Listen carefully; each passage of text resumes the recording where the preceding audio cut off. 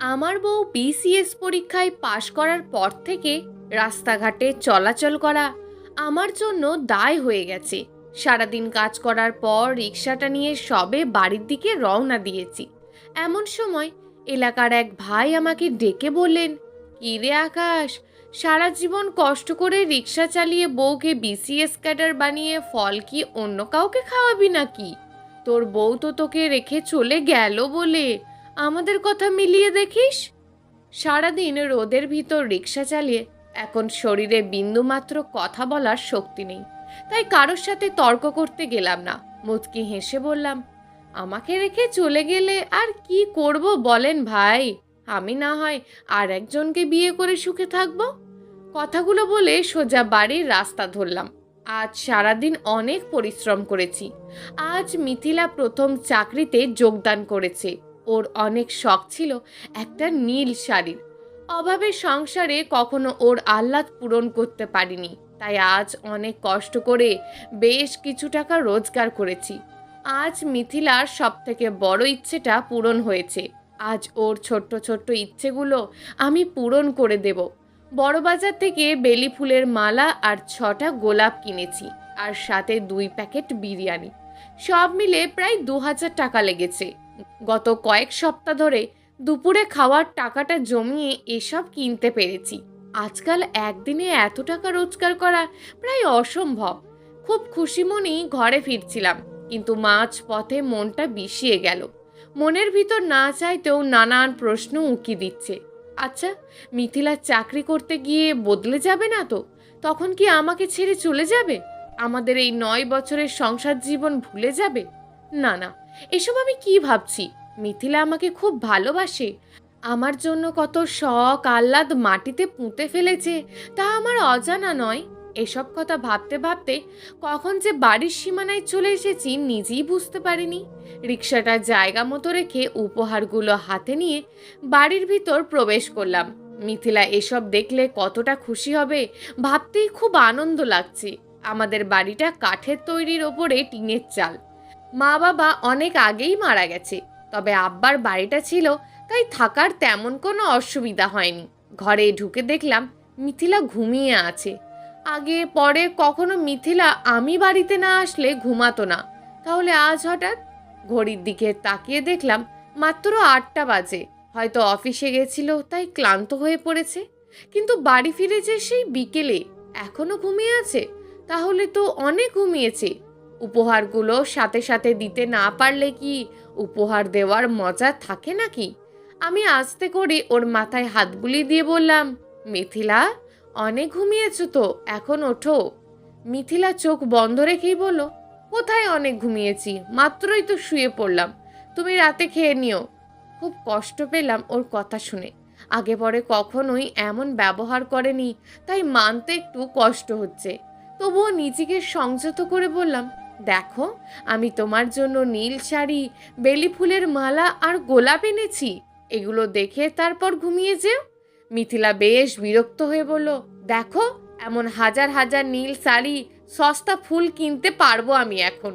তুমি আমাকে বিরক্ত করে না তো। চাকরি তো করনি কখনো, তাই জানো না ঠিক কতটা কষ্ট করতে হয়।" মিথিলার কথার উত্তর দেওয়ার মতন কোনো ভাষা আমার জানা ছিল না।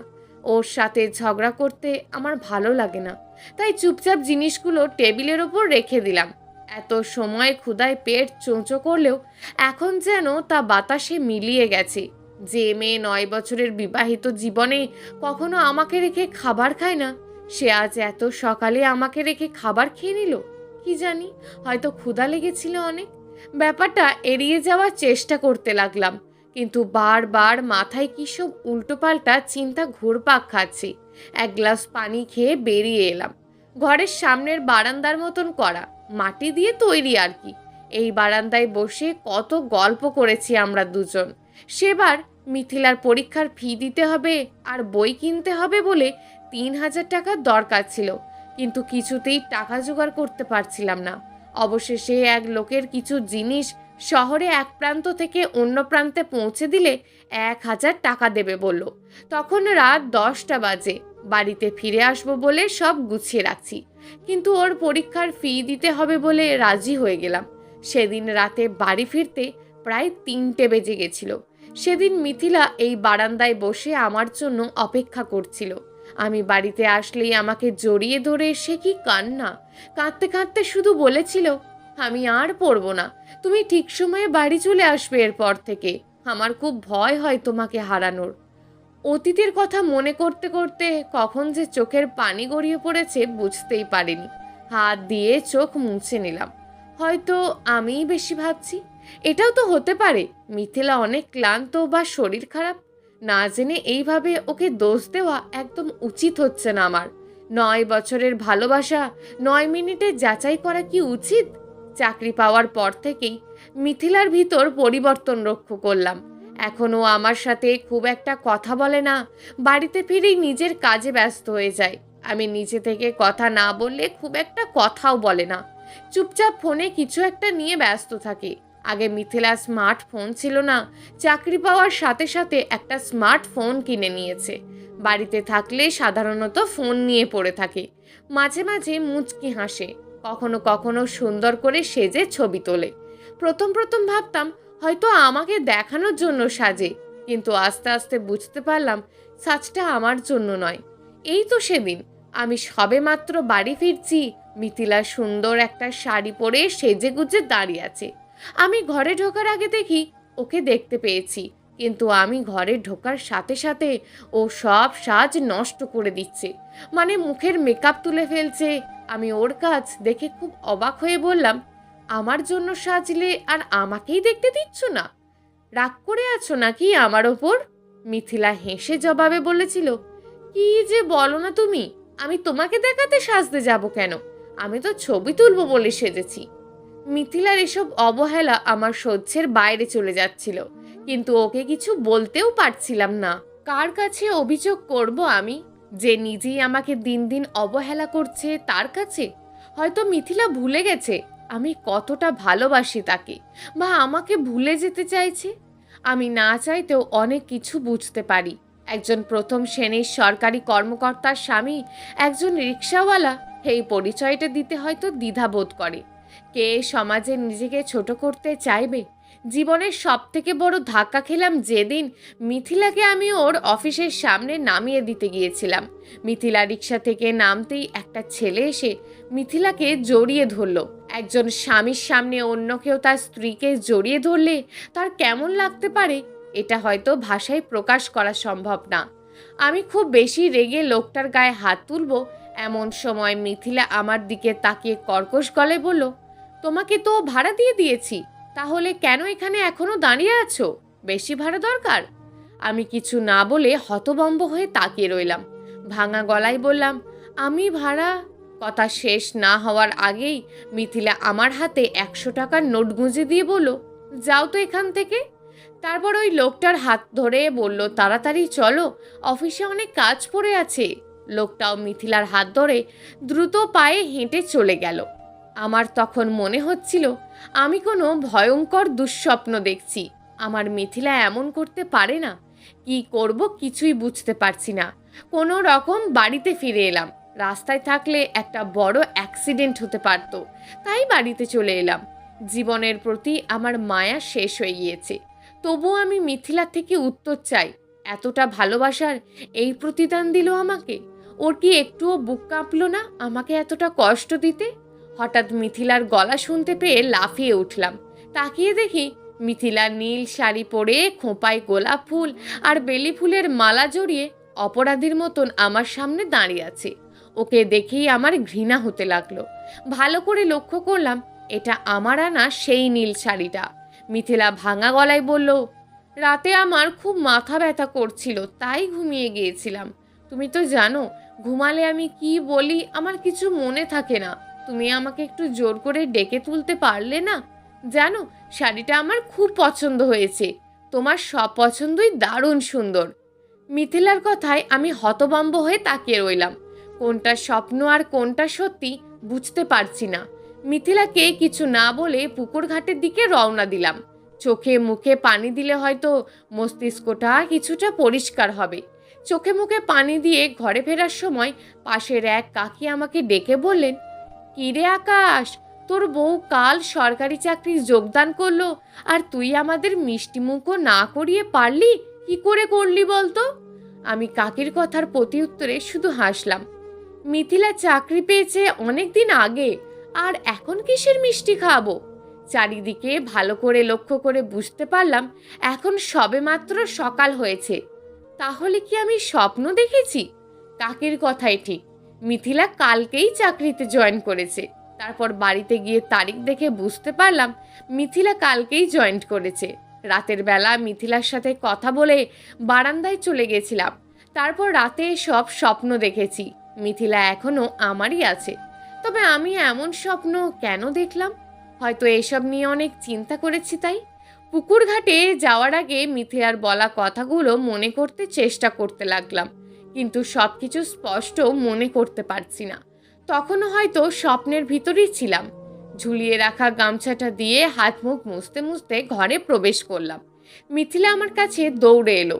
তারপর প্রশ্ন করলো, আমাকে দেখে বলো না আমার সুন্দর লাগছে, একদম নীল আকাশের মতন। আমি নির্জীব কণ্ঠে বললাম, আমাকে দেখানোর কি আছে? মিথিলা হয়তো আমার কথায় কষ্ট পেয়েছে। এত সময় হাসিতে ভরে থাকা মুখটা কালো মেঘে ঢেকে গেছে। আমি কি সব বলছি ওকে? আসলে স্বপ্নটা কিছুতে ভুলতে পারছি না। শুনেছি সকালের স্বপ্ন নাকি সত্যি হয়। তাহলে কি মিথিলাও পরিবর্তন হয়ে যাবে? আচ্ছা, আমার মাথাটা হয়তো খারাপ হয়ে গেছে। কবে কি হবে এসব ভেবে আমি কেন বর্তমানকে খারাপ করছি? মিথিলা ঘুমিয়ে পড়লে কি বলে, মানে ঘুমের ঘোরে কি কথা বলে, তাও ওর মনে থাকে না। এটা আমি বিগত 9 বছর ধরে দেখে আসছি। এই ব্যাপারটা নিয়ে রাগ করা অনুচিত হবে। আমি কিছু বলতে যাব তার আগে মিথিলাই মুচকি হেসে বলল, তাহলে কাকে দেখাবো জানতে পারি কি? তুমি আমার স্বামী, আমাকে এইভাবে দেখার শুধু অধিকার তোমার আছে। শুধু শুধু রেগে যাচ্ছেন কেন শুনি? আমি মুচকি হেসে বললাম, রাগ করব কেন? আসলে আমার খুব ক্ষুধা লেগেছে। কাল দুপুরে বা রাতে খাওয়া হয়নি তো, তাই এখন আর থাকতে পারছি না। মিথিলা আমার হাত ধরে রান্নাঘরের দিকে নিয়ে যেতে লাগলো আর বলল, আমিও কাল রাতে খেতে পারিনি তোমার জন্য। কথা না বাড়িয়ে চলো, এখন আমাদের বড্ড ক্ষুধা লেগেছে। আমি হেসে বললাম, আমাদের? তুমি না খেয়েছিলে নাকি কালকে? মিথিলা আমার কথায় চরম বিরক্ত হলো। তারপর বিরক্ত গলায় বলে উঠল, তুমি কি আমাকে নতুন দেখছো নাকি যে এভাবে কথা বলছো? আমি তোমাকে ছাড়া কোনো দিন রাতে ভাত খেয়েছি? আগে পরে দেখেছেন নাকি আপনি? মিথিলা রেগে গিয়ে আপনি তুমি সব তুই করে মিশিয়ে কথা বলে। আসলে মিথিলা প্রথম থেকেই এমন ঘুমালে অনেক উল্টোপাল্টা বলে, তারপর ঘুম ভাঙলে সরি বলে মাপ চেয়ে নেয়। কালকের ব্যবহার আমার কাছে বেশি মনে হয়েছে, কারণ আমাকে বাইরের লোকেরাও ওর বিরুদ্ধে নানান কথা বলেছে। যাই হোক, সব কিছু ভুলে স্বাভাবিক হতে চেষ্টা করলাম। মিথিলাকে সামান্য কিছু কথা আর একটা দুঃস্বপ্নের জন্য ভুল বোঝা মোটেও উচিত হবে না। আমি ওকে 1-2 দিন না, 9-9টা বছর ধরে দেখছি। মেয়েটা সত্যিই অনেক ভালোবাসে আমাকে। দুজনে মিলে সকালের খাবার খেতে বসলাম। খাওয়ার সময় আমি বলে উঠলাম, আচ্ছা, তুমি আমাকে এত আদর করে খেতে ডেকে আনলে যে, খাবারকে কি বিষ মিশিয়ে দিয়েছো নাকি? মিথিলা আমার কথায় তেমন কোনো প্রতিক্রিয়া দেখালো না, শুধু বলল, কেউ কি তার সুখের পৃথিবী নিজের হাতে নষ্ট করতে চায়? আমি মুচকি হেসে বললাম, মানুষ কিন্তু নিজের হাতেই তার সুখের পৃথিবী নষ্ট করে যখন সে সাফল্য নামের হাতিয়ারের দেখা পায়। এই হাতিয়ার দিয়েই পুরনো পৃথিবী নষ্ট করে নতুন পৃথিবী গড়তে চায়। মিথিলা আমার কথায় প্রচণ্ড রেগে গেল। তারপর কর্কশ গলায় প্রশ্ন করল, তোমার কি সমস্যা? সেই সকাল থেকে তুমি অদ্ভুত ব্যবহার করছো। গতকাল সকালেও তো ঠিক ছিলে। কি হয়েছে কি তোমার? আমি শান্ত গলায় বললাম, এখন তুমি আর আমি একরকম নেই। গতকাল আগেও তুমি ছিলে একজন রিক্সাওয়ালার বউ, আর এখন তুমি একজন বিসিএস ক্যাডার। আমাদের মাঝে আকাশ পাতাল তফাৎ তৈরি হয়েছে। মিথিলা মুচকি হেসে বলল, জানো তো, মানুষ তার নিজের মনের বিষে যতটা মরে, অন্য কিছুতে এতটা মরে না। তুমি খুব ভালো করেই জানো আমি কেন এতদূর পড়াশোনা করেছি, কেন আমি বিসিএস ক্যাডার হয়েছি। তবুও তুমি এসব কথা বলছো। আমি আগের মিথিলা আছি কিনা জানি না, তবে তুমি আর আমার আগের আকাশ নেই। এই আকাশকে বড্ড অচেনা লাগছে আমার। মিথিলা কথাগুলো বলে খাবারের প্লেটের ভেতর পানি ঢেলে রেখে উঠে চলে গেল। কিন্তু আমি কি করলাম এমন, তাই বুঝতে পারলাম না। আমার কথায় কি অনেক বেশি কষ্ট পেল নাকি? কি হয়েছে যে আমার কে জানে। আসলে আমার আর মিথিলার মাঝে একটা অদৃশ্য দেওয়াল সৃষ্টি হয়েছে, সমাজের প্রচলিত উঁচু নিচু শ্রেণীর ভেদাভেদের দেওয়াল। আচ্ছা, এই উঁচু নিচু শ্রেণীর ভেদাভেদে আমার আর মিথিলার সম্পর্কটা হারিয়ে যাবে না তো? এসব কথা না হয় পরে চিন্তা করব, এখন দেখি মিথিলা কি করছে। ঘরে গিয়ে দেখলাম মিথিলা বালিশে মুখ গুজে শুয়ে আছে। আমি শতভাগ নিশ্চিত হয়ে বলতে পারি ও কাঁদছে। আমি ওর পাশে বসলাম, তারপর ওর কাঁধে হাত রেখে বললাম, ভুল হয়ে গেছে আমার। 9 বছরের ভালোবাসার স্ত্রীর চোখে কি অন্য কোনো পুরুষ পানি দেখতে পারে? কেউ পারে নাকি জানি না, তবে আমি পারি না। সারা দুনিয়ায় মিথিলা ছাড়া আপন বলতে কেউ নেই আমার। আমার সুখ দুঃখ সব কিছুই ওকে ঘিরে। আমার স্পর্শ পেয়ে মিথিলা উঠে বসলো। চোখে মুখে তখনও পানি লেপ্টে আছে। আমি ওর চোখের পানি মুছিয়ে দেব বলে ডান হাতটা ওর দিকে বাড়াতেই মিথিলা আমাকে জড়িয়ে ধরলো। তারপর কাঁদো কাঁদো গলায় বলল, তুমি কি জানো না আকাশ, তোমার সাথে কি করে বিয়ে হয়েছে আমার? বিনা কারণে কতটা অপমানিত হতে হয়েছিল আমাদের দুজনকে। সকলে খুব আক্ষেপ করে বলেছিল যে আমি নাকি তাদের পরিবারের মতো নই। তাদের পরিবারের সবাই বিসিএস ক্যাডার, আর আমি রিক্সাওয়ালার সাথে প্রেম করেছি। রিক্সাওয়ালার বউ কি আর বিসিএস ক্যাডার হতে পারে? সেদিন বিয়ের পর তুমি তো প্রতিজ্ঞা করেছিলে তোমার বউকে তুমি বিসিএস ক্যাডার বানিয়ে দেখাবে। তাহলে আজ কেন এই ক্যাডারশিপের নাম করে আমার সাথে স্বামীর দূরত্ব সৃষ্টি করছো? আমি ওর কথার জবাব দিতে পারলাম না। চোখের সামনে ভেসে উঠল সেই 9 বছর আগের কথা। সেদিন আকাশ কালো মেঘে ঢেকে গিয়েছিল, বাইরে ঝোড়ো হাওয়া বইছে। আমি ঘরে বসে ভাবছি আজ আর রিক্সা নিয়ে বের হব না, কিন্তু ঘরে কোনো খাবারও ছিল না। মা বাপ মরা ছেলে নিজে রোজগার না করলে এক দানা খাবারও পেটে পড়তো না। হঠাৎ করে আমার বন্ধু সজীব দৌড়ে এসে বলল, ভাই, একটা বিপদে সাহায্য করতে পারবি? আমার মা অনেক অসুস্থ হয়ে পড়েছে। আবহাওয়ার এই অবস্থায় কেউ হাসপাতালে যেতে চাইছে না, তুই একটু সাহায্য কর, আমি তোর পায়ে ধরি। মা হারা সন্তান ছিলাম, মায়ের টান খুব ভালো করেই বুঝতে পারতাম। তাই সেদিন ওকে নিয়ে হাসপাতালে যাই। ফিরে আসার পথে শুরু হয় প্রচণ্ড বজ্রপাত আর সেই সাথে বৃষ্টি। রিক্সা নিয়ে এগোনোর কোনো উপায় নেই বলে একটা দোকানের পাশে রিক্সা দাঁড় করিয়ে দোকানের ছাউনির নিচে আশ্রয় নিতে যাই। সেখানে বইয়ের ব্যাগ কাঁধে দাঁড়িয়েছিল 17 বছরের কিশোরী মিথিলা। কোনো মেয়েকে বিয়ে করে সংসার করার মন মানসিকতা না থাকলেও সেই বয়সে মেয়েদের প্রতি আকর্ষণ ছিল প্রচুর। তাদের সাথে একটু কথা বলতে ইচ্ছে করতো, তবে ইচ্ছেটাকে মনের মাঝেই রেখেছিলাম। মনের মাঝে নানান ইচ্ছে উঁকি দিতে লাগলো। তবুও এসব ব্যাপারকে পাত্তা না দিয়ে বাইরে তাকিয়ে বৃষ্টি উপভোগ করতে লাগলাম। মিথিলাও কোনো প্রকার কথা বলেনি আমার সাথে। সময়ের সাথে সাথে বৃষ্টি বেড়েই চলছে। এত সময় দাঁড়িয়ে থাকা সম্ভব নয়, তাছাড়া সন্ধে হয়ে আসছে। অন্যদিকে ক্ষুধাও লেগেছিল, কিন্তু বাইরে প্রচণ্ড বৃষ্টি। এমন অবস্থায় বাড়িতে ফিরলে 3 দিন আর বিছানা থেকে ওঠা লাগবে না। সময়ের সাথে সাথে বৃষ্টি বেড়েই চলেছে। মিথিলা আর আমি দুজন দুই দিকে মুখ করে দাঁড়িয়ে আছি, কোনো প্রকার কথাও বলিনি আমরা। হঠাৎ তাকিয়ে দেখলাম মিথিলা কাঁপছে, ভয়ে নাকি শীতে ঠিক বলতে পারবো না। আমি ওকে প্রশ্ন করে বসলাম, আপনার কি কোনো অসুবিধা হচ্ছে? মিথিলা ভয়ার্ত গলায় জবাব দিল, আসলে সন্ধ্যা হয়ে আসছে কিন্তু বৃষ্টি কমছে না। আমি কি করে বাড়ি যাব তাই বুঝতে পারছি না। মেয়েদের প্রতি ছেলেদের অশেষ দরদ থাকে, আমারও ছিল না এমনটা নয়। আমি হিরো হিরো ভাব দেখিয়ে বললাম, ভয় নেই, আমি আপনাকে পৌঁছে দেব, তবে বৃষ্টি একটু কমলে। কিন্তু আপনি এখানে আটকে গেলেন কি করে? আমি স্কুল থেকে ফিরছিলাম, তখনই বৃষ্টি শুরু হলো। ভেবেছিলাম একটু পরেই বৃষ্টি কমে যাবে, কিন্তু সন্ধ্যা হয়ে এলো, এখনো বৃষ্টি কমছে না। আমি একা বাড়ি যাব কি করে এখন? আমার অনেক ভয় করছে। সকলে হয়তো অনেক চিন্তা করছে আমার জন্য। কথাগুলো বলেই কান্না শুরু করলো। এই মেয়েরা কথায় কথায় কাঁদতে পারে। যাই হোক, সেদিন হিরোর পাঠ নিতে গিয়ে মিথিলাকে রিকশায় করে বাড়ি পৌঁছে দিয়ে এসেছিলাম। ও বাড়ি থেকে অনেকটা দূরে ছিল বলে আমাদের যেতে সন্ধ্যা পার হয়ে যায়। ভেবেছিলাম মেয়েকে সুস্থ পেয়ে ওর বাড়ির লোকেরা আমাকে যত্ন করে খাইয়ে দেবে, কিন্তু না, মিথিলা বাড়ির সামনে রিক্সা থেকে নেমেই অতি আবেগপ্রবণ হয়ে আমার দিকে একটা চকলেট বাড়ি দিয়ে বলল, আপনাকে সব কিছুর জন্য ধন্যবাদ। আমিও খুশি মনে ওর হাত থেকে চকলেটটা নিতে গেলাম, কিন্তু তার আগেই মিথিলার গালে কেউ প্রচণ্ড জোরে চড় মারল। এত জোরে চড় মেরেছে যে মিথিলা মাটিতে পড়ে গেল। তারপর কয়েকজন মিলে আমার শার্টের কলার ধরে রিক্সা থেকে নামাতে নামাতে বলল, ছোট লোক, তোর এত সাহস, আমার বাড়ির মেয়ের দিকে হাত বাড়াস? তোরে আজ খুন করে ফেলবো। এরপর কোথা থেকে একজন লোক এসে সাক্ষ্য দিল যে আমাদের নাকি কী সব করতে দেখেছে। মিথিলার ডাকে বাস্তবে ফিরে এলাম। মিথিলা চিৎকার করে বলছে, কি হলো, এত চিন্তা করছো তুমি? আমি শান্ত গলায় বললাম, কিছু চিন্তা করছি না, আসলে ভাবছিলাম কি করে বিয়ে হয়েছিল আমাদের। তুমি আজ অফিসে যাবে না?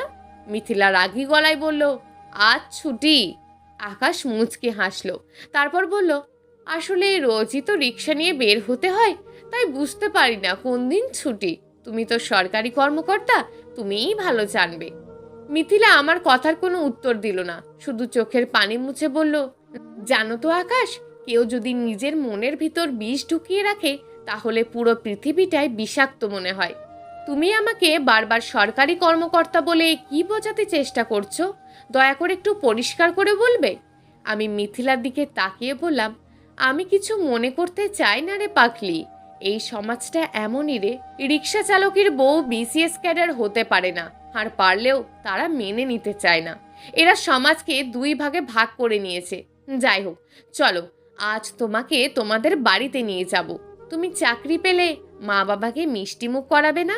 মিথিলা দৃঢ় কণ্ঠে বলল, যারা নিজের মেয়ের ওপর ভরসা করতে পারে না, অন্য লোকের কথায় একটা অচেনা ছেলের সাথে বিয়ে দিয়ে এক কাপড়ে বাড়ি থেকে বের করে দেয়, তারা কি আদেও বাবা মা হতে পারে? আমি মিথিলার কাঁধে হাত রেখে বললাম, যা হয়েছে ভুলে যাও, চলো দেখা করে আসি। হ্যাঁ, দেখা তো নিশ্চয়ই করতে যাব, তাদেরও দেখা দরকার। আমিও বিসিএস পরীক্ষায় পাশ করতে পারি। পড়াশোনা বাদ দিয়ে আমি কোনো প্রেম করে বেড়াচ্ছিলাম না। সেদিন শুধুমাত্র বিপদে পড়েই রাত করে বাড়ি ফিরেছিলাম। আমি আর কিছুই বললাম না। এখনো হয়তো অভিমান কমেনি ওর, আর কমবেই বা কি করে। সারাদিনের পর বাড়ি ফিরলে যদি বাবা মা কোথায় কেমন অবস্থায় ছিল জানতে না আছে চরিত্রের ওপর আঙুল তোলে, অন্য লোকের কথায় একটা অপরিচিত ছেলের সাথে বিয়ে দিয়ে দেয়, তাহলে যে কারোরই রাগ থাকবে। সেদিন রাতে মিথিলা হাত জোর করে ওর বাবার কাছে বলেছিল, আব্বু বিশ্বাস করো, এই ছেলের সাথে আমার কোনো সম্পর্ক নেই, আমাকে শুধু উনি বাড়িতে পৌঁছে দিয়েছেন, আর কিচ্ছু না। ওর আব্বু কিছু বলার আগেই ওর এক চাচাতো ভাই বলে উঠল, কাকা, এই বেয়াদব মেয়ের কথা আপনি বিশ্বাস করবেন না। আমি নিজে ওর স্কুল শেষে ওকে নিয়ে আসতে চেয়েছিলাম, কিন্তু মিথিলা বলল ওর নাকি কোনো বন্ধু ওর সাথে দেখা করতে হবে। আমি ভেবেছিলাম মেয়ে হয়তো, কিন্তু এখন এ তো দেখছি রিক্সাওয়ালা। ওর চাচাতো ভাইয়ের কথা শেষ না হতেই ওর চাচা বলে উঠল, ভাই, তোর মেয়েকে এই ছেলের সাথে বিয়ে দিয়ে দে, এসব করে বেড়ালে এলাকায় আমাদের কোনো মান সম্মান থাকবে না। মিথিলা ওর আব্বুর পা ধরে কাঁদতে কাঁদতে বলেছিল, বিশ্বাস করো, এই ছেলেকে আমি চিনি না, আমাকে তোমরা বিয়ে দিয়ে দিও না, আমি অনেক পড়াশোনা করতে চাই। কিন্তু সেদিন ওর কোনো আকুতি মিনতি ওর বাবা শোনে না, বরং ওর মা বলে, তোর মতন মেয়েকে জন্মের সময় লবণ খাইয়ে মেরে ফেললেই ভালো করতাম। আমি হাজারবারও বোঝানোর চেষ্টা করি যে আমি মিথিলাকে চিনি না, কিন্তু কে শোনে কার কথা। সেদিন রাতে মিথিলার সাথে আমার বিয়ে দিয়ে দেয়। একা ঠিক মতন খেতে পারতাম না, আবার তার উপর একজনের দায়িত্ব। নিজের উপরেই অনেক রাগ হচ্ছিল, কেন যে ওই দোকানের সামনে দাঁড়াতে গেলাম। ওদের বাড়ি থেকে বেরিয়ে আসার সময় ওর চাচাতো ভাই মিথিলাকে ডেকে বলল, তোর বিসিএস ক্যাডার হওয়ার স্বপ্ন শেষ মিথিলা, আর কখনো তুই আমার পিছনে লাগতে আসবি না। পড়াশোনায় একটু ভালো বলে তোর পা মাটিতে পড়তো না, এখন হলি তো রিক্সাওয়ালার বউ। রিক্সাওয়ালার বউ নাকি বিসিএস ক্যাডার হবে। ছোট থেকে আমি অপমান খুব একটা সহ্য করতে পারতাম না। কেউ আমাকে খোঁচা দিয়ে কোনো কথা বলে তার জবাব দিয়ে দিতাম মুখের ওপর। সেদিনও তার ব্যতিক্রম হয়নি। ওর ভাইকে উদ্দেশ্য করে বললাম, দেখে নেবেন, এই রিক্সাওয়ালার বউই একদিন বিসিএস ক্যাডার হবে। আমি আকাশ, আপনাকে বলছি, আমার বউকে আমি একদিন ঠিক আপনাদের যোগ্য জবাব দেওয়ার মতন উপযুক্ত গড়ে তুলব। ওর ভাই হো হো করে হেসে বলল, মিথিলা, তোর বর রিক্সাওয়ালা হলে কি হবে, অনেক সাজিয়ে সুন্দর করে কথা বলতে পারে, হয়তো পরীক্ষায় ফেল করেছে বলে বাপ রিক্সা কিনে দিয়েছে। মিথিলার ওনার কথার জবাব না দিয়ে আমার হাত ধরে বলল, চলেন, এদের কথাই নয় কাজে জবাব দেব। আমি হাঁ করে মিথিলার দিকে তাকিয়ে রইলাম। মেয়েটা যে বড্ড জেদি তা স্পষ্ট বোঝা যাচ্ছে। সেদিন আমি মিথিলাকে নিয়ে আমার বাড়িতে আসলাম। মিথিলা ফাঁকা বাড়ি দেখে আমাকে প্রশ্ন করলো, আপনার বাবা মা কি বেড়াতে গেছে? আমি ভাঙা গলায় বললাম, না, ওরা আমাকে রেখে চলে গেছে, আর কখনো আসবে না। আমি এতিম, এই সম্পূর্ণ দুনিয়ায় কেউ নেই আমার। মিথিলা মন খারাপ করে বলল, সরি, আমি বুঝতে পারিনি, আপনাকে কষ্ট দেওয়ার জন্য দুঃখিত। আমি মুচকি হেসে বললাম, আমি দুঃখিত আপনাকে এমন বিপদে ফেলার জন্য। আমি বুঝতে পারিনি এমনটা হবে। কোন জায়গা থেকে কোথায় নিয়ে এলাম আপনাকে। আপনি কি করবেন বলেন? আপনি তো আমাকে সাহায্য করতে চেয়েছিলেন, কিন্তু অন্যরকম হয়ে গেল। আসলে আমি বুঝতে পারিনি এমনটা হবে। কি করব বা কি বলবো তাই বুঝতে পারছি না। ঘরে কোনো খাবারও নেই। আমি মিথিলার দিকে তাকিয়ে বললাম, আপনার কি ক্ষুধা লেগেছে? আসলে বাড়িতে কোনো খাবার নেই। আমি কয়েকদিন রিক্সা চালাতে পারিনি, তাই কিছু কিনতেও পারিনি। মিথিলা ওর ঘাড়ে ঝোলানো ব্যাগ থেকে একটা বক্স বের করে আমার হাতে দিয়ে বলল, না, আমার ক্ষুধা লাগেনি, আপনি এগুলো খেয়ে নিন। মা বাড়ি থেকে বের হওয়ার আগে দিয়েছিল। আমার আর ওদের দেওয়া কিছু মুখে উঠবে না। আমি কোনো কথা না বলে ওর হাত থেকে বক্সটা নিয়ে বললাম, আপনি খাটে ঘুমিয়ে পড়ুন, আমি বাইরে ঘুমাবো। মিথিলা আমার কথায় মুচকি হাসলো, তারপর বলল, বিয়েটা নাটক সিনেমার মতন হলেও আমি আপনাকে স্বামী হিসাবে মেনে নিয়েছি। আপনি খাটে ঘুমাতে পারেন। নিজেরা ঠিক থাকলে এক খাটে ঘুমালেও কিছু হবে না, আর নিজেদের যদি সমস্যা থাকে তাহলে আলাদা বাড়ি দিলেও সমস্যা হবে। আপনি কিন্তু বড়দের মতন জ্ঞান দেন। মিথিলা মুচকি হাসলো, কিন্তু কিছু বলল না। এরপর থেকেই আমাদের পথ চলা শুরু। মিথিলা নিয়মিত পড়াশোনা করছে, আমার বাড়িটাও সামলে রেখেছে। এতটুকু মেয়ে যে এত ভালো রান্না করতে পারে তা মিথিলাকেই প্রথম দেখা। সামান্য ডাল ভাতও মিথিলা খুব ভালো রান্না করত। প্রথম দিকে আমরা বন্ধুর মতো থাকলেও কখন যে তা ভালোবাসায় পরিণত হয়েছে নিজেও বুঝতে পারিনি। অতীতের চিন্তা বাদ দিয়ে মিথিলাকে ডেকে বললাম রেডি হতে। আমার প্রতিজ্ঞা পূরণ করতে পেরেছি তা তো দেখাতে হবে। মিথিলা আমার কথা মতো রেডি হয়ে আসলো। আমিও রেডি হয়ে নিলাম। শ্বশুর বাড়ি যাব, একটু না সাজলে হয় নাকি? দুজনে রেডি হয়ে রওনা দিলাম। যাওয়ার সময় মিথিলাকে উদ্দেশ্য করে বললাম, আচ্ছা, তুমি কি ওনাদের মাপ করে দেবে? মিথিলা জবাবে বলল, জানো তো আকাশ, মা বাবার ওপর রাগ করে থাকতে হয় না। ওনারা সবসময় সন্তানের ভালো চায়। সেদিন হয়তো চাচা চাচির কথায় দামটা ওনাদের কাছে বেশি ছিল, কিন্তু না চাইতেও ওনারা আমার জন্য সঠিক সিদ্ধান্ত নিয়েছে। সেদিন ওনারা আমার বিয়েটা না দিলে আমি তোমার মতন একজন স্বামী পেতাম না। টাকা পয়সা রূপ যৌবন সবসময় থাকে না। ভালো মনের একজন জীবনসঙ্গী পাওয়াই সব থেকে বড় ভাগ্যের ব্যাপার।